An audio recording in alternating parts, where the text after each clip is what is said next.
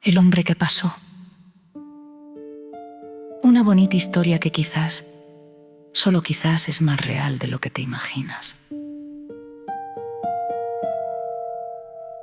El niño que nadie vio llegar.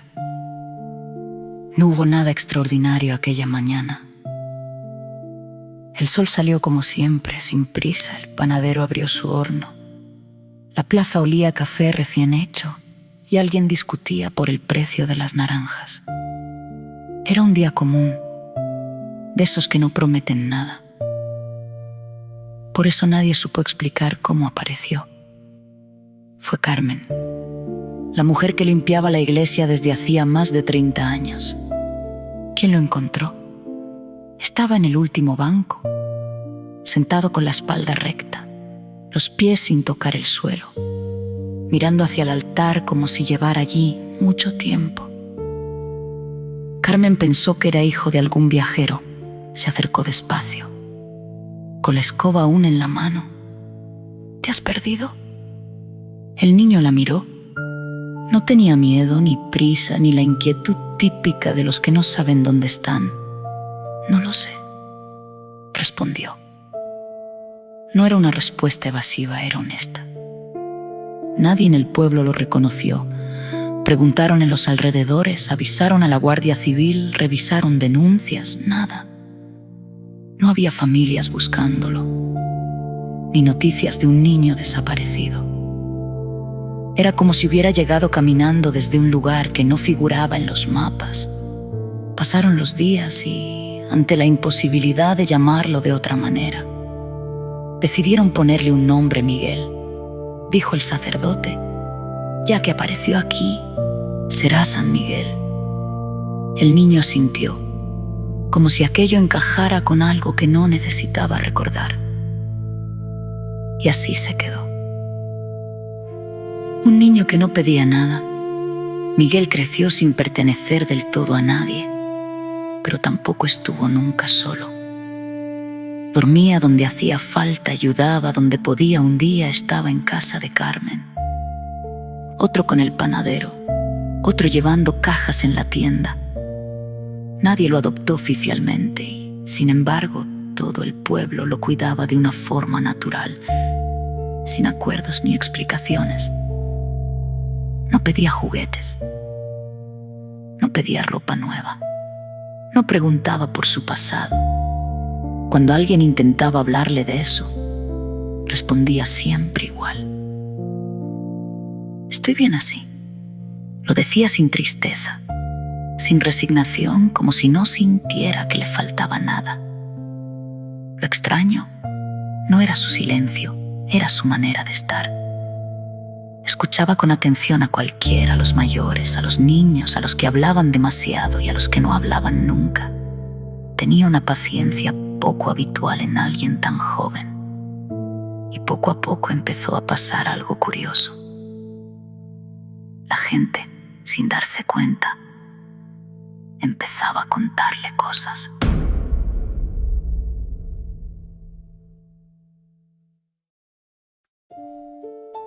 La primera vez que cambió algo, el panadero llevaba años sin hablar con su hermano. Nadie recordaba exactamente por qué. Una discusión vieja, heredada, alimentada con orgullo y costumbre. Aquella tarde el panadero trabajaba en silencio, golpeando la masa con más fuerza de la necesaria. San Miguel estaba sentado en el suelo ordenando sacos de harina. ¿Te duele algo?, preguntó. No. Entonces, ¿por qué haces el pan enfadado? El hombre resopló. Hay cosas que no se arreglan, muchacho. Miguel pensó un momento, no discutió, no dio ningún consejo. Cogió 2 barras recién hechas, las envolvió en un paño y se dirigió a la puerta. Vamos. ¿A dónde? A caminar.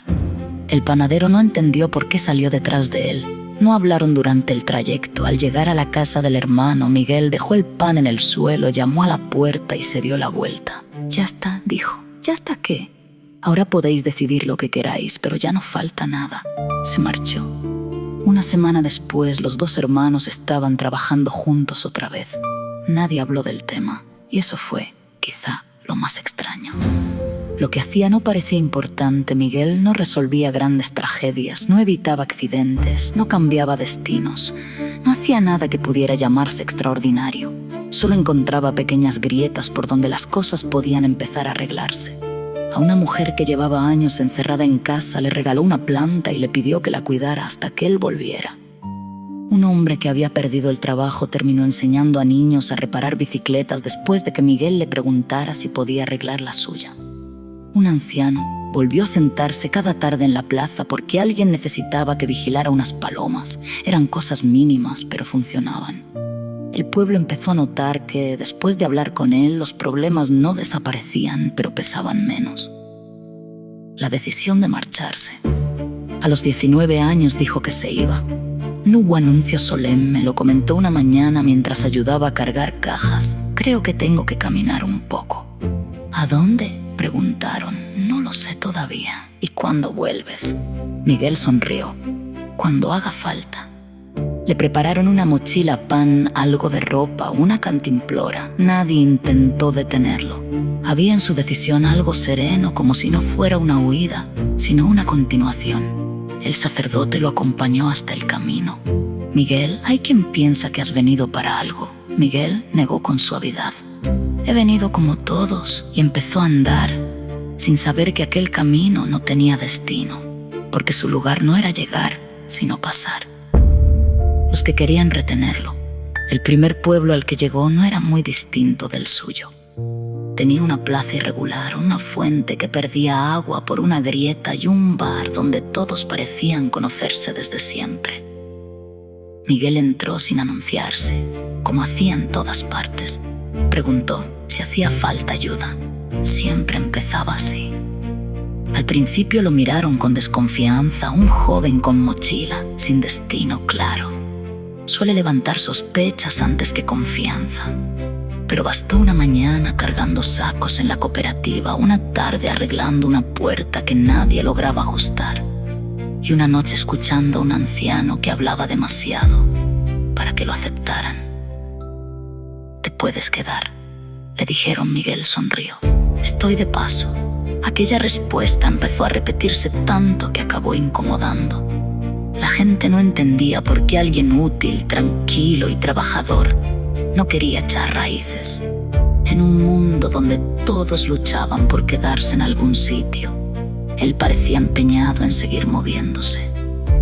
«Aquí estarías bien», insistía el dueño del bar. «Trabajo no te faltaría, lo sé. Entonces, ¿por qué marcharte?». Miguel tardaba siempre un segundo antes de responder. «Porque aún no he terminado de pasar». Nadie sabía qué significaba exactamente aquella frase, pero tampoco parecía una excusa. Emma. Se llamaba Emma. No fue la primera en hablar con él, pero sí la primera que no le preguntó de dónde venía. Eso le llamó la atención. Trabajaba en la biblioteca municipal, un lugar pequeño donde los libros parecían más viejos que los lectores. Tenía una manera de observar en silencio, como si estuviera acostumbrada a escuchar más de lo que decía. Miguel empezó a pasar por allí algunas tardes. «¿Buscas algo?», le preguntó ella la primera vez. «No, solo un sitio tranquilo». «Entonces ya lo has encontrado». No hubo más conversación ese día, pero al siguiente ella le dejó un libro sobre la mesa. No dijo nada, él tampoco, lo leyó allí, despacio. Y así empezó una rutina que ninguno de los dos planeó. Hablaban poco, caminaban después de cerrar la biblioteca. A veces compartían pan en un banco, otras veces simplemente estaban sentados mirando a la gente pasar. Emma fue entendiendo algo que los demás no veían. Miguel no evitaba quedarse. Era como si no pudiera. Lo que no se puede explicar. «Podrías vivir aquí», le dijo Emma una tarde. No fue una pregunta, fue una afirmación tranquila. Miguel no respondió enseguida, miraba las manos como si en ellas hubiera algo escrito que no lograba leer del todo. «Sí», admitió. «Entonces quédate». Aquella palabra quedó entre los dos. «Quédate». No tenía exigencia, no tenía miedo, era una invitación sencilla, humana, y precisamente por eso dolía. Miguel levantó la vista. Por primera vez había algo de cansancio en su expresión. «Si me quedo», dijo despacio, Habrá sitios donde no llegue. Emma lo miró sin entender. No puedes estar en todas partes. No, respondió, pero puedo no faltar algunas. Aquella noche caminaron más de lo habitual, ninguno mencionó el tema otra vez, pero algo había cambiado, porque Miguel sintió por primera vez el peso de querer algo para sí mismo, y Emma sintió que estaba empezando a querer a alguien que nunca sería del todo suyo. El intento. Pasaron semanas en las que Miguel no habló de marcharse. Ayudaba, reía, trabajaba, parecía incluso estar construyendo algo parecido a una vida estable. El pueblo lo notó enseguida. Ya era hora, decían. Emma no decía nada, pero sus gestos se suavizaron. Había empezado a creer que quizá el camino terminaba allí, hasta que una mañana lo vio observando la carretera, no como quien mira un paisaje, como quien escucha una llamada. Emma entendió antes de que él hablara. ¿Cuándo?, preguntó. Mañana. No hubo discusión, no habría servido de nada. Es algo que decides tú, dijo ella. Miguel dudó. Ojalá lo fuera. Aquella fue la única vez que Emma lo vio verdaderamente triste. Emma entiende antes que nadie. Emma no volvió a preguntarle si se quedaría. Había comprendido que en Miguel había cosas que no se podían discutir, igual que no se discute con el viento cuando cambia de dirección. Pero eso no hacía que doliera menos. Aquella tarde cerraron la biblioteca más temprano. No había entrado nadie en horas. El silencio se había vuelto demasiado grande para los dos. ¿Siempre es así?, preguntó Emma mientras ordenaba un libro que ya estaba ordenado. Así como llegas, ayudas y luego te vas. Miguel apoyó las manos en la mesa. Pensó la respuesta, como hacía siempre, sin buscar una frase bonita. No me voy de los sitios, dijo. Termino de pasar por ellos. Emma sonrió con tristeza. Eso suena mejor, pero es lo mismo. Salieron a caminar. El pueblo estaba en calma, con ese rumor lejano de televisores encendidos y platos preparándose para la cena. La vida normal de la que él siempre parecía estar un poco al margen. Podrías haber tenido una vida aquí, dijo Emma. Una de verdad. Miguel la miró. Esta también es de verdad. No estás prestada. Aquellas palabras lo detuvieron, no porque fueran injustas, sino porque eran exactas. Por primera vez, no supo qué responder. Emma tampoco añadió nada más. No quería convencerlo, solo quería que entendiera que alguien lo habría elegido. Si él hubiera sabido quedarse.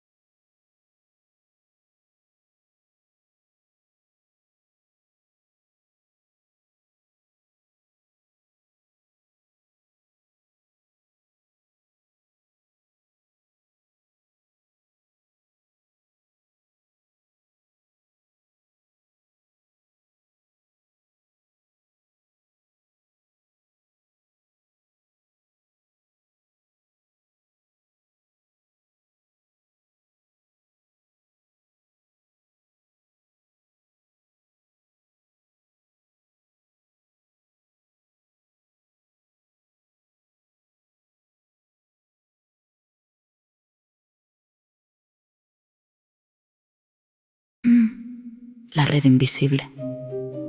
Con los años, empezaron a repetirse historias. Un maestro que decía haber elegido su profesión después de una conversación casual en un camino. Una mujer que había abierto un refugio tras recibir ayuda de un desconocido que nunca volvió a ver. Un ingeniero que solucionó un problema clave recordando una frase oída décadas atrás. Nadie conectaba los hechos, nadie decía el mismo nombre. Pero si alguien hubiera podido trazar un mapa, habría visto una línea irregular atravesando lugares, tiempos y vidas. Una línea hecha de encuentros breves, de decisiones pequeñas, de gestos que parecían pasajeros. Una línea hecha por alguien que nunca se quedaba lo suficiente para verla completa, el lugar de la montaña. El invierno lo encontró subiendo hacia el norte. Miguel no buscaba la nieve, pero tampoco la evitaba. Caminaba como siempre, aceptando lo que el camino ofrecía aquel año. El camino lo llevó hasta un antiguo centro de colonias escolares, de esos que se llenan de ruido y mochilas durante el curso y quedan medio vacíos entre temporadas. El edificio estaba rodeado de pinos altos, cargados de nieve y un silencio blanco que parecía amortiguar todo. ¿Buscas trabajo?, le preguntó la directora, una mujer práctica, con las manos siempre ocupadas. Puedo ayudar en lo que haga falta. Y así se quedó unos días, arreglaba bancos, revisaba radiadores, cargaba cajas de material, nada distinto a lo que hacía en cualquier otro lugar. Había grupos de niños pasando unos días allí, risas, carreras por los pasillos, botas mojadas apiladas junto a la calefacción, todo normal. Hasta que Miguel sintió otra vez aquella certeza. No era miedo, no era intuición. Era esa sensación conocida de que algo no estaba en su sitio. Miró alrededor, escuchó, esperó, no vio nada extraño. Pero no se fue. La llamada, la alarma saltó a media tarde. No una alarma física, sino el teléfono de recepción sonando con una insistencia poco habitual. La conversación duró menos de un minuto. La directora salió con el rostro tenso. «Tenemos que evacuar el edificio», dijo. «¿Por qué?», preguntó uno de los monitores. «Han avisado de una amenaza, puede ser una broma, pero no vamos a arriesgarnos». Hubo protestas, incredulidad, algún adulto indignado por el susto innecesario. Organizar la salida de cientos de niños parecía exagerado por una llamada sin confirmar. Miguel no opinó.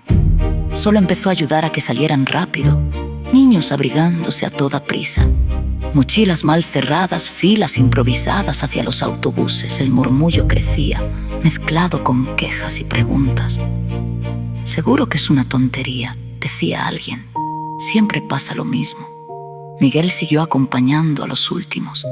Cuando el edificio quedó prácticamente vacío, regresó dentro para comprobar que no quedaba nadie.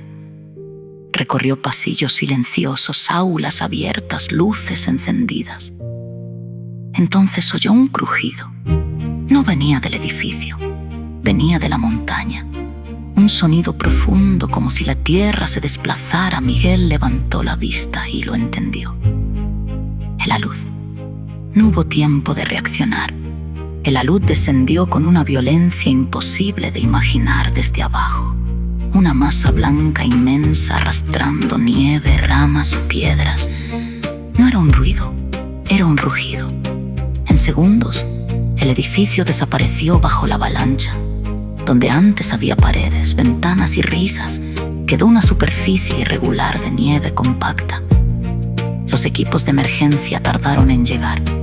Nadie comprendía cómo algo así había ocurrido sin aviso meteorológico claro. El centro quedó completamente arrasado. La primera pregunta fue inmediata. ¿Había alguien dentro? Se revisaron listas. Se contaron niños, monitores, personal. Faltaba uno. Miguel. Los rescatistas comenzaron a trabajar sin demasiadas esperanzas. El peso de la luz hacía casi imposible que alguien hubiera sobrevivido.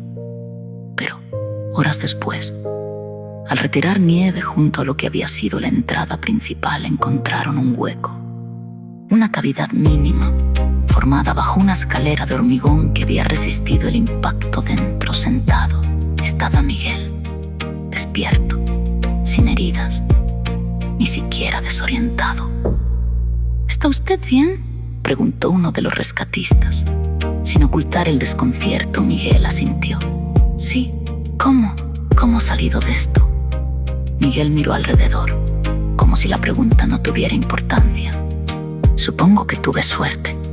Le examinaron allí mismo, ni fracturas, ni golpes, ni signos de aplastamiento, nada. Los técnicos no lograban explicarlo. La estructura había colapsado en todo el edificio, excepto en aquel pequeño ángulo bajo la escalera. Una coincidencia imposible. Miguel, mientras tanto, observaba el movimiento de la gente con la misma serenidad de siempre. Cuando le preguntaron si quería denunciar algo, reclamar algo, contar lo ocurrido, respondió: no hace falta, ya está. Aquella misma tarde, cuando el lugar aún era noticia, Miguel recogió su mochila. ¿Se marcha?, le preguntó la directora, todavía en estado de shock. Sí, aquí ya no hago falta. Caminó alejándose de la montaña mientras los helicópteros seguían sobrevolando la zona. Detrás quedaba otro lugar marcado por su paso, delante otro camino. Y Miguel siguió andando sin saber ni querer saber que una vez más había llegado exactamente donde tenía que estar las noticias que no entendía. Durante días hablaron de lo ocurrido en la montaña. Los periódicos lo llamaron una evacuación providencial. Los técnicos, una coincidencia meteorológica extrema. Los vecinos, un milagro. Miguel no leyó nada. Estaba en otro lugar, ayudando a descargar fruta en un mercado, como si aquello no tuviera relación con él. Un hombre le enseñó un titular en el móvil. Mira esto. Dicen que alguien avisó antes de que pasara, que gracias a eso salvaron a todos. Miguel lo miró apenas un segundo. Me alegro, respondió, y siguió trabajando. El carpintero. En un pueblo pequeño encontró a Tomás, un carpintero que llevaba meses sin aceptar encargos. El taller estaba lleno de madera a medio cortar. No merece la pena, decía. Hoy haces una cosa, mañana nadie la recuerda. Miguel pasó allí varios días sin discutirle nada. Solo ayudaba a lijar, a medir, a barrer serrín. Una tarde, mientras terminaba en un banco, Miguel dijo: «Esto va a durar más que nosotros». Tomás lo miró. «¿Y eso importa?». Miguel pasó la mano por la madera recién pulida. «¿A quién se siente aquí?». Sí. Tomás volvió a aceptar encargos. Años después, aquel banco estaría en la entrada de un hospital nuevo. Pero Miguel nunca lo sabría.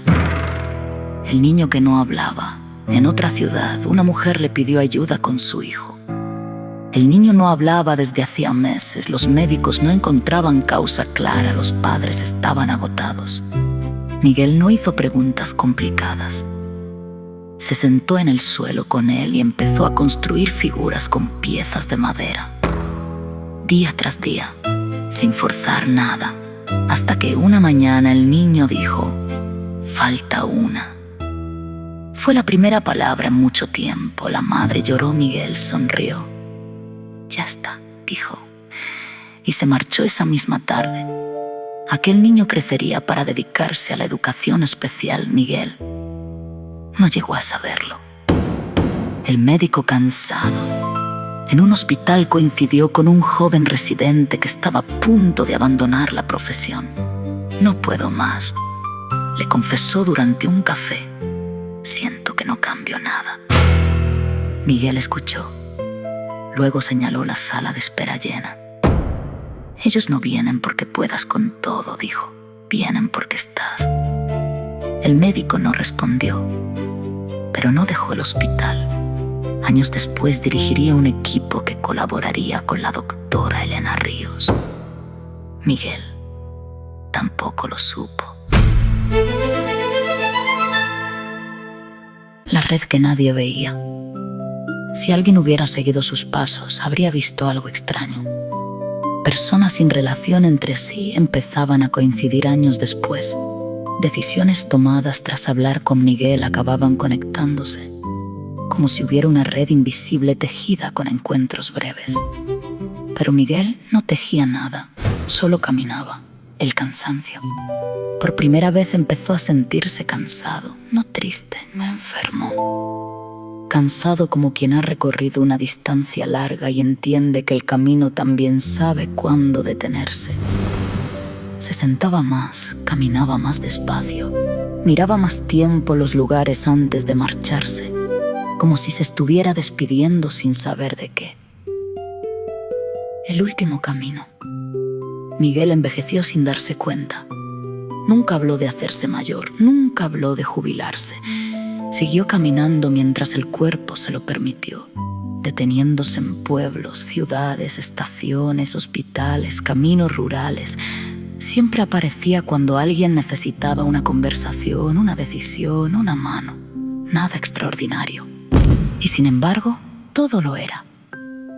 Los años fueron dejando señales. El paso más lento, las manos más marcadas, el cabello completamente blanco. Pero su mirada seguía igual, serena, atenta. Como si aún escuchara algo que los demás no oían.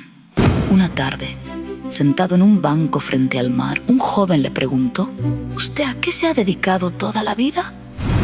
Miguel pensó un momento. «A pasar», respondió. Fue su última conversación. Lo encontraron a la mañana siguiente en ese mismo banco, como si estuviera dormido, sin dolor, sin gesto de lucha, sin drama.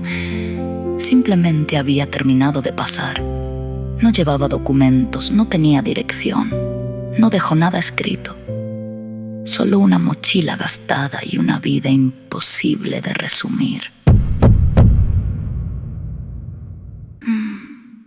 Una coincidencia más. Como ocurre con las personas sin familia conocida, el hospital gestionó unos trámites básicos, un caso sencillo, rutina administrativa. Se tomó una muestra de sangre antes de archivar el expediente, procedimiento estándar, nada especial. ¿El destino o la casualidad? Como habría dicho Miguel, hizo que aquella muestra fuera enviada, junto a otras, a un laboratorio que colaboraba en un estudio internacional sobre enfermedades raras. El laboratorio donde trabajaba la doctora Elena Ríos, la niña que él había sacado de aquel coche en el bosque, lo imposible. Elena revisó los resultados sin prestar atención al nombre del archivo. Era una muestra más, un código más. Hasta que algo no encajó. Repitió el análisis, pensó que era un error. Volvió a hacerlo. La composición no coincidía con ningún patrón humano conocido. No era una anomalía genética, no era una mutación, era otra cosa.